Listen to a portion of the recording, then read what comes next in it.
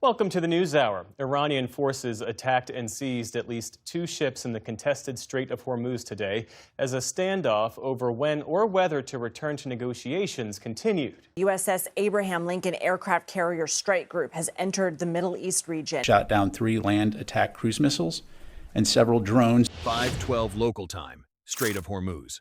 The water looks almost glassy, tankers sliding east beneath a pale orange sky. The mountains of Musandam dark against the horizon. But in less than 10 minutes, that narrow channel becomes a hunting ground. 31 Iranian fast attack boats are already moving. What unfolds next will send a message every Navy on Earth understands. 2 U.S. Navy Arleigh Burke-class guided missile destroyers are pushing through one of the most important waterways on the planet, a corridor barely wide enough in places to keep global commerce breathing. Around 1/5 of the world's seaborne oil passes through this region. Every radar sweep matters here. Every silhouette on the horizon matters. Every wake matters. On the lead destroyer, nearly 320 sailors are spread through steel compartments, stacked with sensors, missiles, fuel, ammunition, and nerves. On the second, another 300 plus are doing the same. Some are on watch in the Combat Information Center, eyes fixed on glowing tracks. Some are at gun mounts, checking arcs and feeds. Some are halfway through coffee that's about to go cold forever. Off to the southwest, U.S. 5th Fleet Command in Bahrain is monitoring the transit. Higher still, a maritime patrol network is already looking down. A P-8, a Poseidon sweeping sectors, unmanned surveillance feeding imagery, regional radar sites stitching the Gulf into one enormous grid. Imagine you're here. You're on the starboard bridge wing, salt in the air, diesel fumes drifting off commercial traffic, heat rising even this early. The sea seems calm, but calm in the Gulf can be deceptive. Calm is often just the mask, because under that mask sits one of the most heavily watched, most heavily armed flashpoints in the world. Iran's coastline is close. Bandar Abbas is not far. Keshem Island, Larak. Abu Musa farther out. IRGC Navy units have trained for this exact geometry for years. Confined water, compressed timelines, commercial clutter, cameras rolling somewhere, deniability if possible, shock value if not.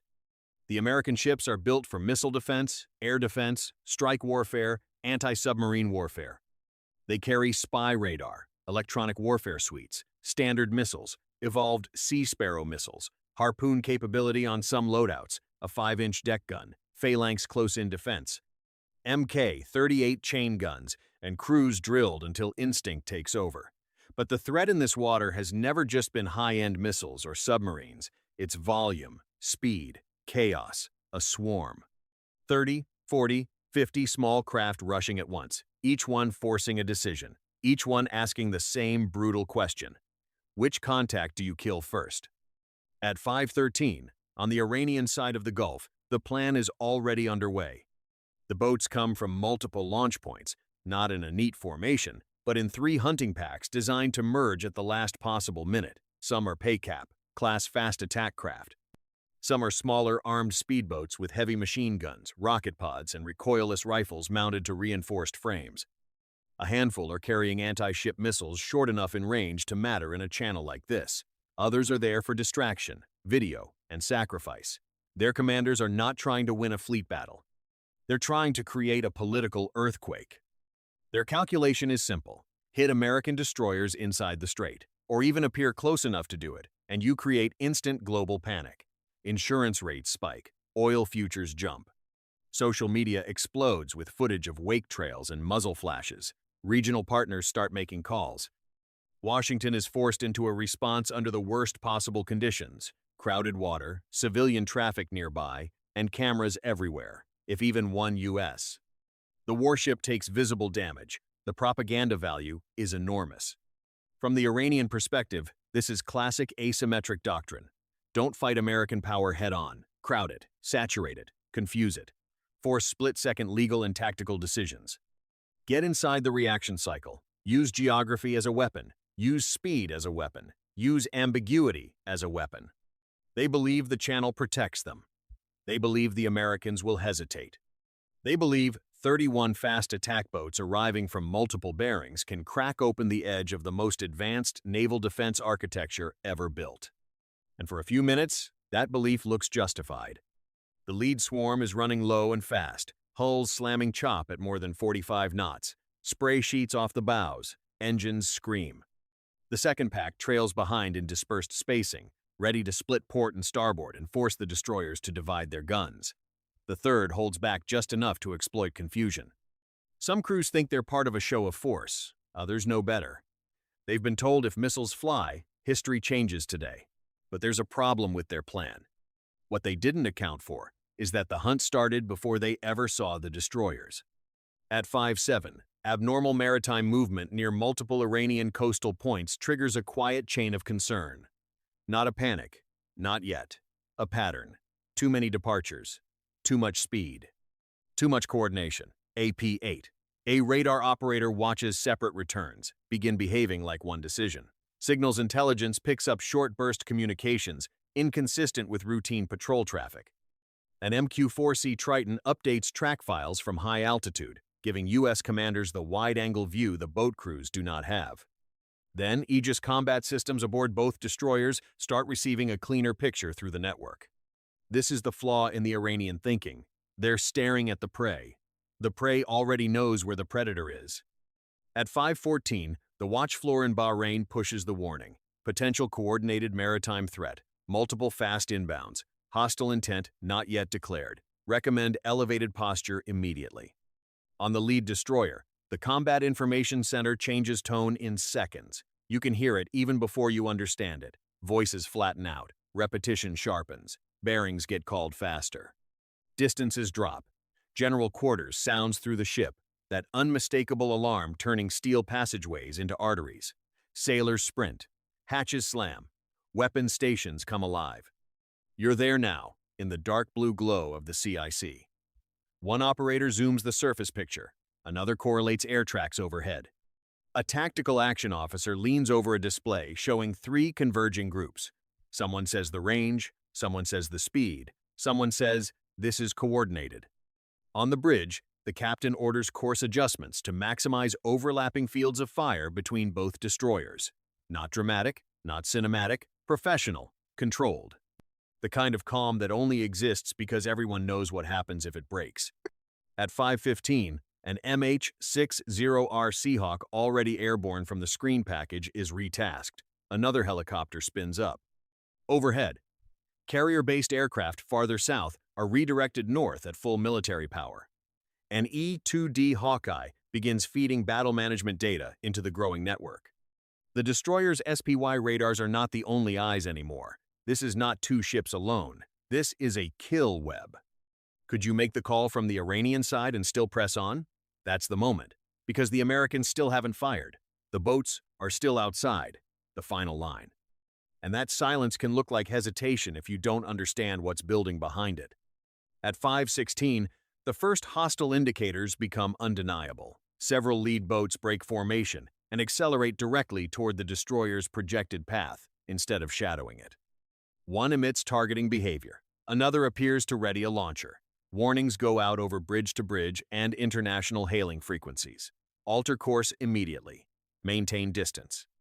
You are approaching coalition warships. No response. Just engine noise and closing wakes. Then one of the Iranian boats fires. It's not the decisive blow they imagined. It's the starting gun for a hunt they cannot win. The first American shots come from the sky. The MH-60R drops low enough to identify the lead cluster visually, then pops up just enough to clear its firing line. AGM-114, Hellfire away. One boat disappears in a white-orange flash, momentum carrying the burning hull another 50 yards before it rolls. A second missile takes the next craft amidships. Broken metal, fuel fire, men in the water. The lead swarm wobbles but does not stop. Now they know. Now everybody knows. 2 down. At 5:17, the destroyers open with the 5-inch gun. The first shell lands short, a ranging correction throwing columns of water over the oncoming line. The next round connects, smashing through the bow of a fast boat that had just begun a port turn. The explosion is less Hollywood than physics. Fragments, smoke, instant loss of speed, the boat digging nose first into its own wake. The second destroyer joins in. Duel reports thunder across the channel. Commercial crews miles away feel it in their ribs. 4 down. Then 6. Now the swarm tries to fracture the defense. Boats peel outward, hoping to force the U.S. ships to rotate guns and expose angles. Others keep charging straight in, trying to create a target overload. That doctrine works against weak crews and isolated patrol craft. It fails against disciplined teams linked across air, surface, and electronic warfare. Because while the boats see 2 destroyers, the destroyers see an entire battle space. An F/A-18E Super Hornet screams overhead at 5:18, too fast for the boat crews to process until it's already banking back. Seconds later, laser-guided rockets begin walking across the second pack. 1, 2, 3 impacts. Boats turn into fireballs so quickly, the formation behind them has to swerve through burning fuel. Another Super Hornet checks in. More weapons away. The sea, a minute ago flat and reflective, is now carved by smoke, tracer fire, and shattered wakes. 12 down. But it isn't over. Not even close. The surviving Iranian boats are inside 10 nautical miles now. That's where speed becomes a real problem. 45 knots on open water gives defenders little time to discriminate between the reckless and the suicidal. You don't need a missile anymore. At that distance, a boat loaded with explosives can become a guided shell. This is where training takes over. Mk-38-2. 5mm chain guns start firing in disciplined bursts, not spraying wildly, but cutting specific tracks. 5-0. Caliber crews join in from stabilized mounts. Tracers stitch the water, red lines bending into smoke. The phalanx system swivels, searching for missile or terminal threats, its radar dish hunting through clutter. Electronic warfare teams prepare decoys in case a sea-skimming shot comes late. Damage control parties are already staged below, because the best crews prepare for the hit even while trying to prevent it. Could you tell which boat is carrying cameras, which is carrying missiles, and which is carrying enough explosives to tear open a destroyer's hull? At 200 yards per second of closure, there is no perfect answer, only fast ones. At 5:19, one of the outer boats launches what appears to be a short-range anti-ship missile. The alert comes sharp, missile in the air. The destroyer reacts instantly. Electronic countermeasures bloom. A defensive interceptor punches off the rail. The missile's flight is short and violent. It vanishes in a burst over the water before it ever gets close enough for the final layer. The Iranian crews watching that exchange see something important. Even their standoff punch is being stripped away. 15 down. Then, 19. A boat on the starboard approach takes a direct 5mm burst through its engine block and spins into another attacker. Both flip into spray and flame. One of the last lead craft keeps coming even while burning, and for 3 seconds everyone on the destroyer is staring at the same problem. Heart pounding, hands tight on rails and triggers. This is real. The 5-inch gun can't depress fast enough now. The chain gun is already walking rounds into it. Still, it comes. Then the helicopter finishes it with another hellfire. The blast throws debris high enough to silhouette against the sunrise. 21 down. The remaining boats try one last adaptation. They scatter. Some run shallow angles. Some turn back. Some keep stalking forward, as if momentum alone can change the outcome. But by then, the Americans own the geometry. One destroyer maintains forward gun arcs while the second pivots to cover the flank. Aircraft overhead call targets. Surface radar updates every second. The channel that was supposed to trap the U.S. ships has become a killing corridor for the swarm. At 5:21, a new pair of aircraft arrives, this time with clearer target custody and permission to end it. Precision weapons strike the third pack before it ever reaches effective firing range. A boat erupts. Another is shredded at the stern and stops dead, bow lifting from the blast. Another tries to hide in the wake of a merchant vessel and is tracked anyway. There is no confusion now. No ambiguity. Only elimination. 26 down. By 5:23, the last 5 attackers are either crippled or running, and that creates the next decision. Do you stop at defense, or do you answer the attack in a way no one on the other side can misunderstand? Back in Bahrain, reports are flowing upward fast. Hostile swarm attack confirmed. U.S. vessels engaged in self-defense. Multiple Iranian craft destroyed. No American ship hit. Air and surface pictures stable. Regional commanders know this is the inflection point. If the response is too weak, the doctrine survives and returns. If it's too broad, the crisis could ignite the entire Gulf. The authorization comes in layers, but it comes quickly. First, destroy the immediate attacking force, already happening. Second, neutralize the launch network that made the attack possible. Third, sever the command chain that can regenerate it. Not symbolic retaliation, not a press release, a calculated demonstration. At 5:26, while smoke is still drifting over the strait, the counterstrike package is already assembling. Carrier aircraft in the Arabian Sea rearm for maritime strike and suppression. F-35 positioned in the region are tasked to locate surviving command nodes and mobile missile support. A U.S. attack submarine already on station receives updated target lists. Tomahawk routes are built around air defense gaps. Electronic attack assets prepare to blind coastal radar long enough for the first wave to get through. This is the part small boat doctrine often ignores. It focuses on the opening sting, not the response architecture. It assumes tactical surprise can offset strategic exposure. It forgets that every boat pen, fuel point, radar node, pier facility, missile truck, and command trailer leaves a signature. And signatures can be hunted. At 5:31, the first retaliatory strikes begin against maritime infrastructure directly tied to the attack. Not cities, not civilian grids, military nodes, boat shelters near Bandar Abbas, IRGC naval staging points on Quesham, a radar site supporting surface queuing, a munitions storage compound linked to the fast attack network. Precision-guided weapons hit in sequence, each strike opening the door for the next. You can picture it from above, flashes blooming along the coast, then secondary detonations rolling outward as fuel and ammunition cook off. Meanwhile, the submarine launches its share. Tomahawks rise invisible over dark water, then bend inland at low altitude. They don't roar in dramatically. They arrive. That's the difference. One target is a command facility used to coordinate littoral swarming operations. Another is a maintenance yard where replacement hulls are serviced. Another is a communications relay that ties coastal surveillance to attack craft movements. Bases, production, command chain. Exactly in that order. Not revenge. Systematic erasure of capacity. By 5:38, Iranian coastal operators are dealing with a completely different battlefield. The boats that survived are trying to run home through a network that is collapsing under them. Radar coverage is degraded. Communications are intermittent. Piers are burning. Fuel storage is hit. Launch points that sent 31 boats into the strait now look like wreckage fields. And overhead, the United States still has more coming. For every one of the attackers, multiple U.S. platforms are now participating across domains. Destroyers controlling the water, helicopters finishing the close fight, carrier aircraft owning the middle layer, submarine-launched cruise missiles reaching deep, stealth aircraft isolating command nodes. This is what overwhelming response looks like in modern warfare.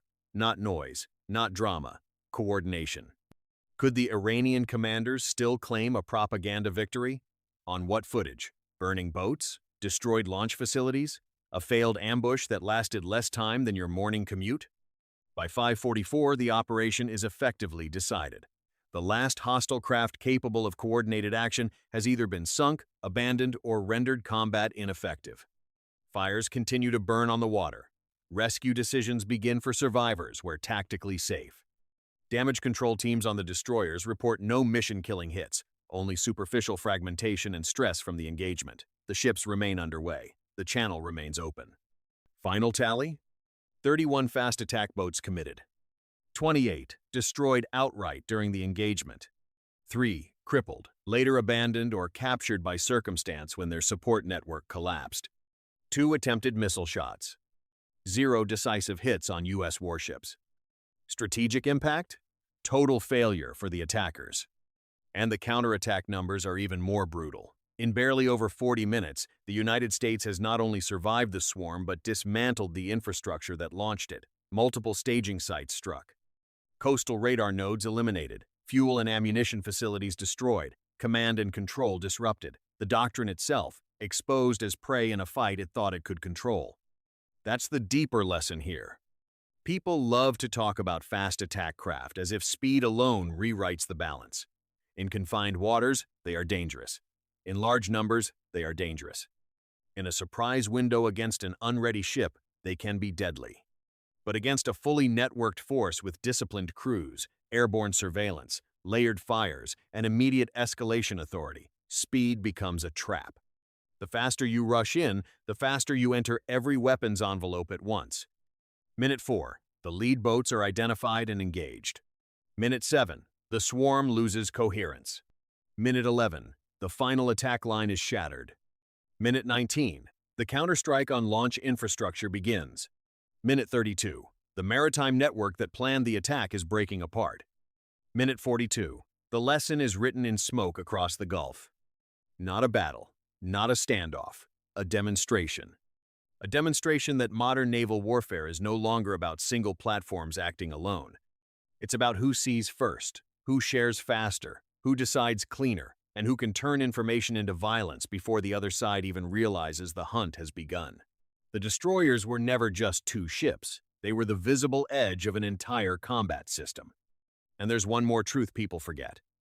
Behind every track on a screen, every firing solution, every order shouted in a steel compartment, there are human beings. Sailors with families waiting in Virginia, California, Bahrain. Young men in Iranian boats convinced speed would protect them. Officers with seconds to decide whether a radar return means intimidation, miscalculation, or death. Technology matters. Doctrine matters. But in the final second, war still comes down to people making irreversible choices under pressure. So if a swarm of 31 fast attack boats really charged U.S. destroyers in the Strait of Hormuz, this is likely what happens. The ambush turns into a hunt, the hunters become the hunted, and the response reaches far beyond the waterline. Which decision was most critical? Debate below. Hit subscribe for in-depth military breakdowns.